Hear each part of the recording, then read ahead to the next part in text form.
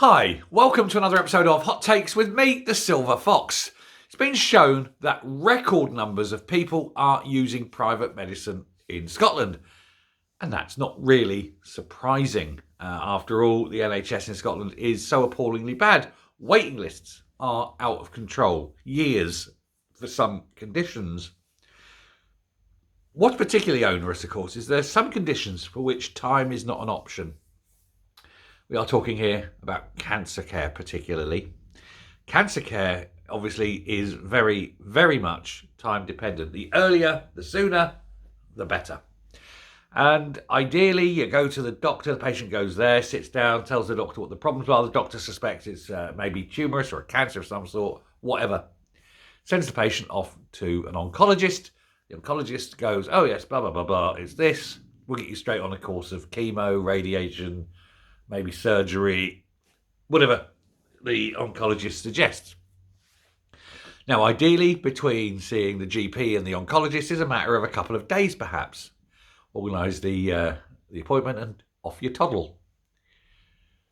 But this is Scotland, and this is the Scottish NHS, and of course that's not the case. And indeed, it can be 11, 12, 13 weeks between seeing your GP and seeing your oncologist. And of course, that's assuming you've seen your GP as soon as you get your little niggle. It can be 2-3 weeks before you see your GP. Before you know, you've got a problem, and it's 4 months before the oncologist suggests that you maybe start treatment. And what happens in that 4 months? Well, whatever it was that was previously curable is now not curable. By the time you get seen, whatever it is stage 4. It's a death sentence. It could have been treated. It could have been treated 4 months ago, but it's far too late now.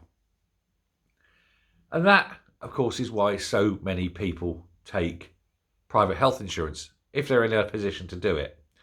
I'll be honest and upfront, I am. Simply because of the cancer, and that's why I made that choice. It's the cancer care. Now, that in and of itself, having people voluntarily out of their own taxed income paying further for their own private treatment is not an issue, really, because it frees up places that would otherwise be in the NHS. But of course, when you've got an 11, 12, 13 week wait on the NHS, why wouldn't you?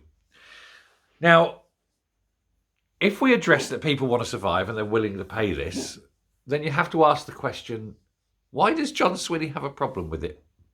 Why does John Swinney come out and say that people using private medicine, now we're talking particularly here about cancer, why does John Swinney say people using private medical insurance to get their cancer treated is a bad thing?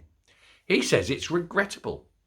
He regrets people getting seen by an oncologist with sufficiently quickly that it will save their lives.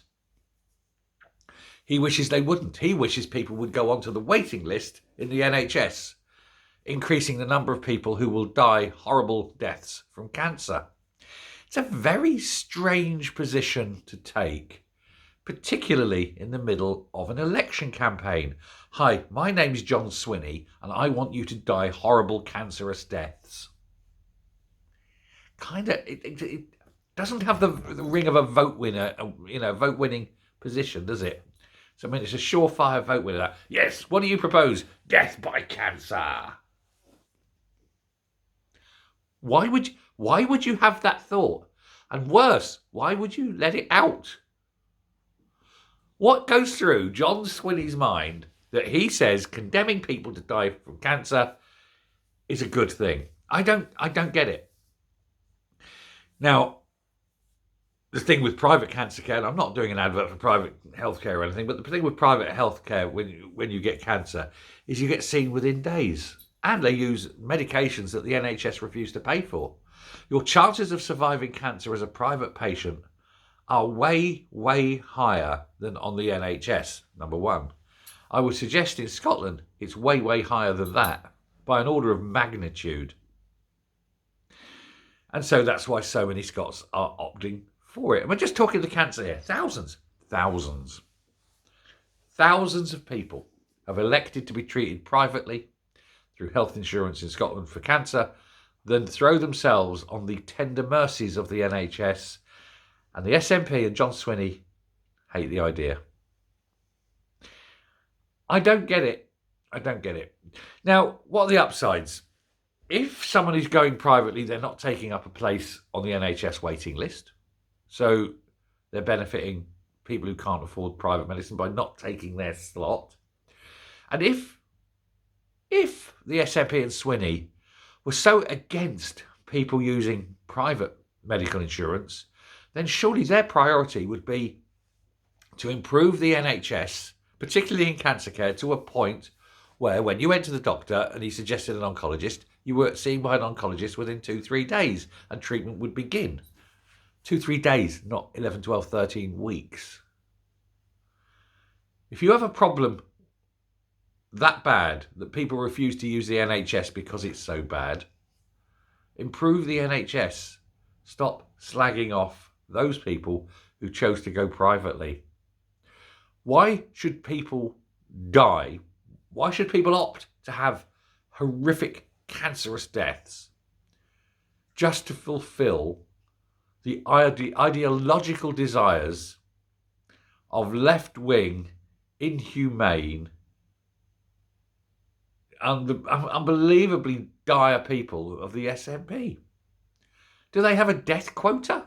Does the SNP say, well, unless so many people die a year, the level of misery might reduce. We need to keep the misery up. And there's nothing as miserable as people dying when they shouldn't, especially horrible deaths. Let's keep people, and families miserable and poor, because that way we can keep on blaming Westminster, and one day they'll vote us into power. They're voting people in. They want to be voted into power on the bodies of Scots, rather than let's make the NHS work. Let's make it the best thing in the world. And let's show people that we can be trusted and we can deliver. And then they'll vote for us. That's not the mindset the SNP have. Because making the NHS work is hard and requires skill and talent and brains. And those are qualities severely lacking in the SNP. And more so, I think there is another quality lacking in the SNP. Compassion. There seems to be absolutely none. They are devoid. They are psychopaths and sociopaths who will let children die to push in their weird campaign for independence. If you're an SNP voter, look to your children, think, leukemia. Do I trust the SNP or shall I go private?